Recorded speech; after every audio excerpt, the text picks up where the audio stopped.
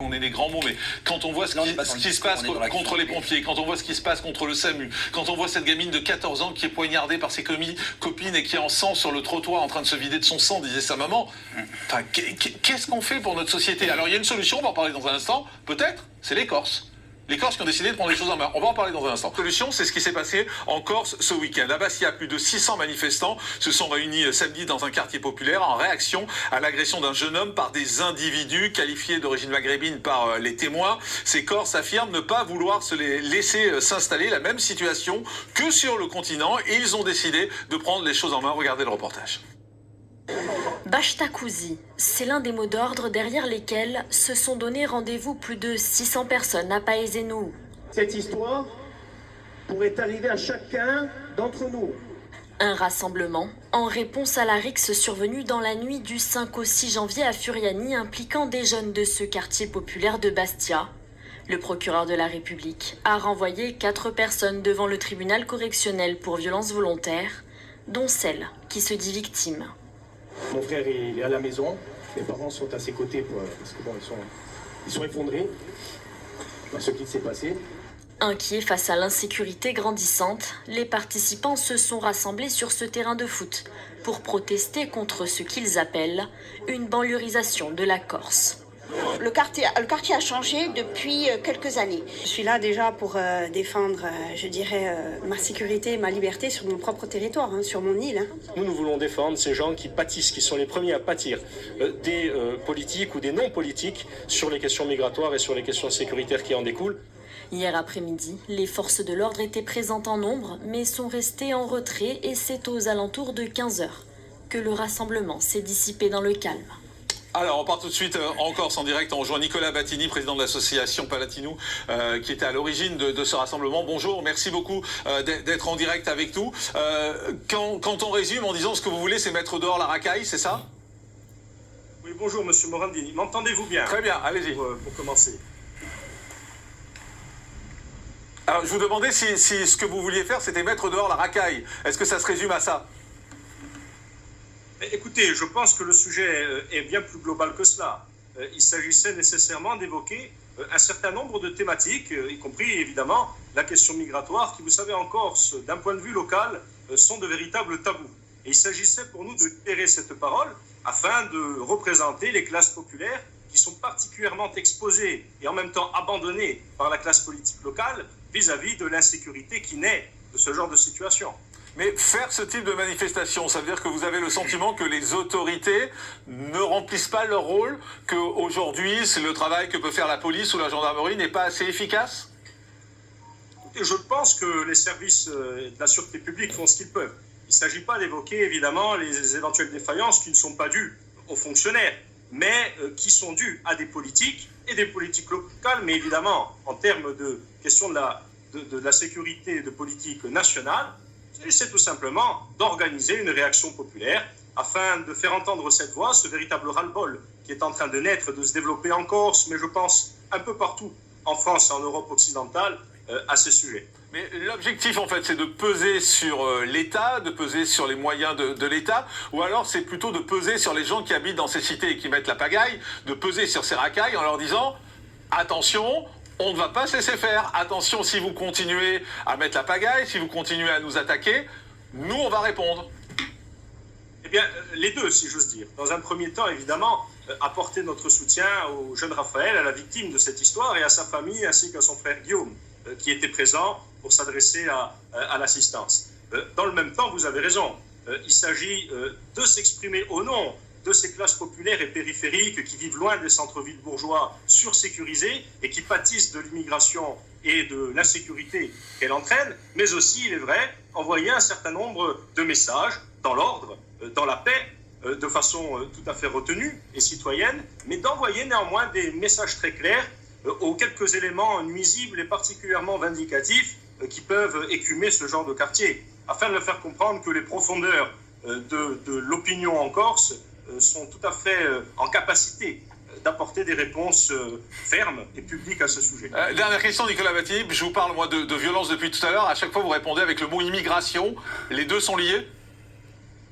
Eh bien, je pense que nous ne brisons aucun secret en la matière. Je crois qu'il est admis dans le débat national et occidental que l'immigration, dès lors qu'elle n'est pas contrôlée, entraîne un certain nombre d'incapacités intégratoires qui forcément mènent à une explosion de la question sécuritaire. Mais à ce sujet, si vous me permettez de répondre, et je serai extrêmement bref, notre rassemblement, qui a été un rassemblement citoyen, démocratique, populaire, tout à fait pacifique, à notre appel, a été taxé de rassemblement de nervis, d'extrême droite, pétainistes et maréchalistes par le président Simeone, qui préside l'actuel conseil exécutif de la Corse. Alors à ce sujet, et si vous me permettez, je serai extrêmement rapide, nous permettrons d'apporter à M. Simeone, en prenant en considération toute l'affection que nous avons pour la personne, un certain nombre de précisions.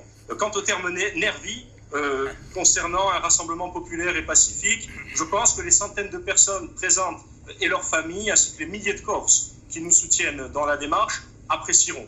Et pour ce qui concerne des qualificatifs de pétainistes et de maréchalistes, nous avons lu il y a peu les mémoires d'Edmond Simeone, le père du président Simeone, qu'il repose en paix d'ailleurs, qui évoquait à la page 29 son propre père, Ferdinand, le grand-père du président Simeone actuel, qui était maire de l'Hôte et qui, selon les mots d'Edmond Simeone, était pétainiste. Eh bien, vous savez, en la matière, j'avais deux grands-pères à l'époque. L'un qui était sous-officier de la coloniale en retraite, qui s'est battu en 40 jusqu'à la déroute et à l'armistice, et un autre qui n'était pas corse, qui était issu de l'empire colonial, qui s'est battu de 40 à 45, qui est parti avec son barda et ses armes d'Afrique du Nord, de Koufra, qui s'est battu jusqu'aux plaines de la Sarthe, de Normandie, qui a participé à la libération de Paris, à la libération de Strasbourg, et qui a terminé blessé de guerre jusque dans les points les plus avancés des lignes contre les Allemands, et qui a terminé avec le reste de la 2e division blindée du général Leclerc au Berghof. Par conséquent, lorsque M. Simeone cherche des pétainistes et des maréchalistes, qu'il ne les cherche pas parmi le peuple qui refuse d'être menacé par des encapuchonnés en jogging, qu'il ne les cherche pas non plus chez Paladine, qu'il les cherche dans sa propre généalogie, il en trouvera bien plus que dans la mienne. Merci beaucoup Nicolas Mattini, merci d'avoir été en direct avec nous et c'était très clair, maître Sarah Salman. Est-ce que la Corse c'est la solution? Ah bah oui, ils sont plus efficaces que nous. Aller faire pression physiquement, parce que là ils étaient 600, et je rappelle que tout s'est bien passé, hein, c'est important de le redire, tout s'est passé dans le calme, mais ils sont là et ils disent attention, il y a une chose qui m'a choqué, c'est que le discours a commencé à ça peut nous arriver à tous. Ça veut dire qu'on a intériorisé le fait que maintenant la délinquance, on pensait que la Corse était un peu à l'abri. Maintenant on voit que ça s'exporte de plus en plus et que tout le monde est touché. Bien sûr que la Corse a raison et réagit avec fermeté. Après, il faudra voir... Après, le risque, c'est le dérapage. Ça, c'est tout le risque. C'est toujours le risque. Bah ils ont été pacifiques. On va là, pas... oui, pour l'instant, oui. Ils l'ont été. Quand on connaît un peu l'histoire de la Corse, qu'on remonte même à Paoli, la Corse a toujours été une terre de violence, premièrement. Je voudrais juste rappeler que le drapeau corse, c'est une tête de mort, à testa mora. Donc, ça a toujours été aussi une terre qui a été... traversé par des mouvements migratoires, qu'ils soient italiens ou qu'ils soient d'Afrique du Nord. Non. Deuxième chose. Mais le problème, ils ne sont pas contre l'immigration. Ils sont contre ceux qui viennent mettre le bordel. Oui, non, mais excusez-moi, c'est pas pareil. Justement. Non, mais c'est pas du tout pareil. Faut pas faire d'amalgame. C'est pas la même chose. C'est pas du tout la même chose. C'est l'immigration, oui, du moment qu'elle est positive et du moment qu'elle amène des choses. Après, si c'est pour venir mettre la pagaille, c'est non. C'est ce que disent les Corses et ils ont raison. Mais Jean-Marc, ils nous donnent une belle leçon. Nos amis corses ne sont pas parmi les plus patients de nos concitoyens, on le sait bien. Et là, c'est quand même le préalable à l'autodéfense dont on parle. Mais après, on se dit, l'État ayant totalement failli, on en est là. Oui, mais c'est pas le but. Non, c'est pas le but. Mais on en a fait la réalité. Mathias, finissez. Hervé, tu as entièrement raison. Pardon de te tutoyer, mais tu as entièrement raison. On en est là. On en est à ce que la population se mobilise. Et là, ils l'ont fait pacifiquement, honneur et paix à eux, justement, ils l'ont fait pacifiquement. Il ne faudrait pas que les choses dégénèrent. Donc il faut que l'État prenne... Oui, mais que chacun prenne ses responsabilités aussi. Ah oui, mais excusez-moi, l'État doit prendre ses responsabilités, mais la racaille, elle doit prendre sa responsabilité aussi. On ne peut pas protéger la racaille. Excusez-moi, c'est la population. On doit réprimer. Pas tous ensemble, ça. La racaille est par nature irresponsable, donc on ne peut pas lui demander de se responsabiliser. On ne va pas les protéger eux, protégeons la population. Voilà. Excusez-moi. Protéger la racaille. il faut que la Corse ou d'autres départements, peu importe, restent des terres de justice et que l'État fasse son travail. Oui, mais pour l'instant, ce qu'on voit, c'est la loi du talion. On voit par exemple... La vente d'État, c'est pas la justice. Bien sûr, mais qui se font justice eux-mêmes de plus en plus. Oui. Maintenant, quand il y a un cambrioleur, on se dit, est-ce qu'on tire ou pas? Oui. Donc c'est une vraie question. Et le but, c'est pas d'en arriver là. Donc on va demander à monsieur de justifier le bilan de la Macronie. Pourquoi on en est Monsieur, là? c'est Martin Garagnon. Alors, Martin Garagnon, vous êtes bien silencieux. vous êtes interpellé par Sarah Salman. Moi, je suis pour l'ordre, y compris sur les plateaux. Donc, Ça, c'est moi qui m'en occupe, vous inquiétez pas. Je gère, il n'y a pas de souci. Je passe pas mon temps à couper la parole. Occupez-vous de l'ordre dans les cités, moi je gère le plateau. Il y a de la racaille en plateau. Allez-y. Heureusement, sur les images que l'on a vues, on est quand même, il me semble, très très loin d'un phénomène de milice populaire. Bien sûr, c'est très bien. Un rassemblement d'une expression populaire, pacifique, ça a été dit et ça se constate sur les images, qui envoie un signal politique fort. Ce signal politique, c'est justement de dire on veut vivre en tranquillité. Et en fait, là, on voit en Corse qu'on est encore sur un rapport de force qui est gagnable. Oui. Et ce qui se passe en Corse, c'est ce qui aurait pu se passer dans nombre de cités en métropole il y a des dizaines d'années et qui maintenant est totalement inenvisageable. Imaginez le nombre de cités, vous parlez de Marseille, mais imaginez à Marseille, et il y a eu pourtant des mouvements de mères de famille qui se regroupaient dans les halls d'immeubles pour dire aux dealers, on veut pas de dealers ici, on veut protéger nos enfants, etc. Mais on voit donc vous donnez raison aux Corses. Ils ont eu raison. Ils ont eu raison de se réunir ce week-end et dire attention. De vouloir vivre en tranquillité. Non mais d'accord, mais ça on est d'accord. Excusez-moi, c'est pas ma question. Vous donnez raison aux Corses qui se sont réunis. Sur l'expression de leur message donc ils ont raison. politique. D'accord. Mathias Leboeuf et après on prend le général de Richouf. Il faut prendre à mon avis cette manifestation pour ce qu'elle est, c'est-à-dire un avertissement. La Corse est une terre de vendetta. Matteo Falcone, par exemple.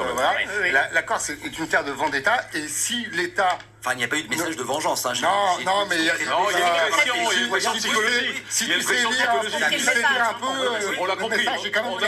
Enfin, franchement, le message, on l'a compris. Ça peut dégénérer très vite. Je vous rejoins, maître, c'est que ne demandons pas aux racailles de se responsabiliser par définition. De toute façon, ils sont en dehors de la loi et de la République. Il faut les sanctionner. Moi, je voudrais qu'on prenne l'avis d'abord sur ce qui s'est passé en Corse au général Emmanuel de Richouf, qui est avec nous.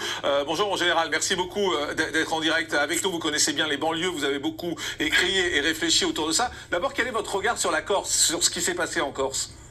Alors, ce qui s'est passé en Corse, je connais bien la Corse pour y avoir vécu 8 années. Mais ce qui s'est passé en Corse hier est intéressant, et sachant que c'est pas la première fois. Il y a une première fois qui a été, je crois, il y a 6-8 mois, qui a été engagée par les pompiers, justement, sur Ajaccio, où il y avait une histoire entre eux, là, comme ce qui s'est passé hier dans nos banlieues, ici en métropole, et les pompiers se sont réunis et ont été, apporter leur témoignage auprès des cités, Ajaccio, et tout est rentré dans l'ordre, si vous voulez. Donc voilà. Donc ce qu'on a vu hier est quelque chose de visible et lisible, moi qui ne m'étonne pas. Mais ça veut dire quoi? Ça veut dire que le message subliminal, c'est de dire attention, on est en Corse, c'est pas vous qui allez faire la loi. C'est ça en clair. Exactement. Vous savez, la Corse, c'est une terre de gens qui sont fiers de leur terre, qui sont fiers de leur île, qui sont des gens qui croient dur comme fer encore en la France. Donc je crois qu'ils là aussi ils veulent pas se laisser marcher sur les pieds. Mais, bon, général, c'est super intéressant ce que vous dites. Vous dites la Corse, c'est encore des gens qui croient en la France, qui ont une fierté et qui veulent défendre leur territoire. Mais ça veut dire que nous, sur le continent, on a laissé tomber ça? On a laissé tomber. Tout à fait. J'en veux pour preuve, si vous voulez, là je suis très en colère et très triste à la fois, puisque le 15 décembre, vous savez, je soutiens, vous me dites, je me suis le général des banlieues, donc je soutiens un certain nombre de formateurs de banlieues qui ont connu ce que vous avez évoqué là dans votre émission, qui ont connu la drogue, qui ont connu les bandes, et qui brusquement ont décidé de se mettre, j'allais dire, du côté de la France, du côté de la nation. Et je suis particulièrement quelqu'un qui est remarquable dans le 93, et qui a été salement amoché par des coups de poignard. Donc il est entre la vie et la mort. Il est dans un coma forcé, suivi par les médecins depuis un mois. Personne n'en a parlé. Alors, quand je vois nos pompiers qui se font agresser dans les cités, comme vous l'avez évoqué, ça a été évoqué là, dans votre émission tout à l'heure, quand je vois nos gendarmes qui se font caillasser, quand je vois etc., je me dis on n'est pas au bout de l'horreur.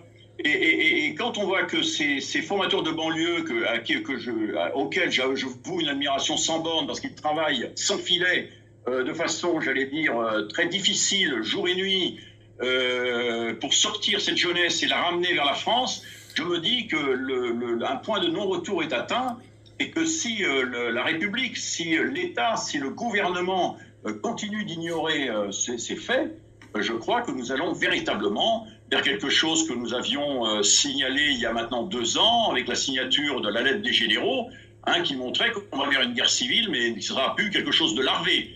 Comme vous avez pu le voir, vous, Jean-Marc Morandini, dans nos banlieues, ce ne sera pas quelque chose de larvé, ça va être quelque chose de fracassant. Donc, je crois qu'il est important que maintenant, nos élus, nos hommes politiques, nos gouvernants puissent avoir des cojones, comme on dit en Espagne, et puissent véritablement prendre à bras-le-corps cette situation. Cette situation, c'est quoi? Ce sont 1000 quartiers qui échappent à la République. Or, la République est une indivisible, et ces 1000 quartiers, c'est pas grand-chose, j'allais dire. Mais dans ces 1000 quartiers, il y a 10% de la population qui est prise en otage et qui ne croit plus en la France. Et c'est cette population-là qu'il faut regagner qu'il faut regagner dans nos cœurs, qu'il faut regagner dans nos cœurs. Et je crois que c'est extrêmement important qu'on puisse véritablement avoir un plan d'ensemble et la reconquête des quartiers et des cœurs, comme je l'ai évoqué dans un manifeste il y a maintenant 2 ans, et comme je l'ai écrit avec ce pauvre camarade, j'allais dire, puisque je considère que c'est un camarade qui s'est fait lâchement agresser il y a 1 mois. Et nous avons écrit à 4 mains, justement, sur ce qu'il conviendrait de faire. Gérald Richouf, il y a Martin Garnion qui a réagi quand vous avez dit, oui, il faut que les politiques aient des coronesses. Il dit, il faut arrêter à un moment. C'est ce qu'il a murmuré sur le plateau, donc je voudrais qu'il nous le dise haut et fort et face à vous. Oui, parce que j'ai beaucoup d'intérêt pour les positions du général, que je trouve de manière générale très modérées. Simplement, tenir ce discours-là, c'est irresponsable. De dire que le gouvernement est totalement inactif sur le sujet, ne prend absolument pas en considération ce qui se passe sur le terrain. Écoutez... C'est pas ce qu'il a dit. Il a dit à un moment, il faut avoir des coronesses, il faut y aller, quoi. Allons-y, tapons. Donc, ce que ça veut dire, c'est qu'on n'en a pas, que le gouvernement n'en a pas dans l'action. Effectivement, c'est ça qui m'a fait réagir, parce que, écoutez, le discours de la NUPES, etc., les attaques qu'ils font contre le gouvernement, etc., ça montre bien si la NUPES, c'est le référentiel, ça va être trop compliqué. Nous n'appuyons pas mon référentiel, et vous le savez très très bien. Mais dire que le gouvernement n'est pas dans l'action, écoutez, voyez les mesures prises par le... Mais voyons les résultats, surtout, plus que les mesures, c'est les résultats. Évidemment, mais les mesures... Il n'y a pas de baguette magique. Mon général, vous répondez à Martin Garnion. Oui, bien évidemment, je suis un peu excessif, mais vous savez, quand je vis depuis maintenant, j'essaie d'aider un certain nombre de personnalités, y compris de personnes, y compris demain dans le Gard, ici sur Nîmes, parce qu'on est venu me chercher pour justement aller dans les quartiers un peu difficiles, pour voir comment on pourrait faire en sorte que cette jeunesse qui tire la Kalachnikov régulièrement puisse revenir dans la France. Donc je veux dire qu'à un moment donné, moi je suis pour le résultat.